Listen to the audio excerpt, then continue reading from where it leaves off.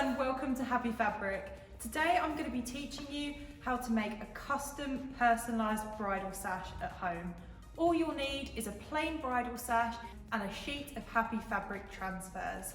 Today we're going to be applying using the Happy Press 4, but you can also use an iron or a handheld press if you have one. Let's get started. So the first thing I'm going to do is just unroll my sheet of Happy Fabric transfers. So I ordered these off happyfabrictransfers.co.uk. I put lots of designs, photos, text, everything I could possibly fit on one sheet to make the most of the designs. So all I'm going to do is I'm going to pick a design, this one here, and cut it out so that we can apply it.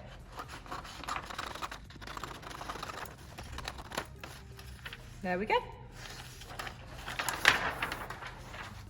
Next, I'm going to take a plain bridal sash, and all I'm going to do to start off with is just pop it under the heat press. If you're using an iron, just give it a quick iron to make sure there's no creases that might affect the vinyl from applying properly.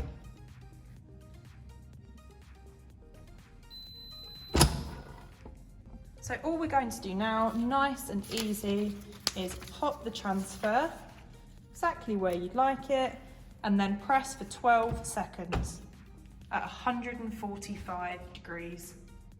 If you're using an iron, that is the 2-dot setting with no steam, and simply press down for 12 seconds. So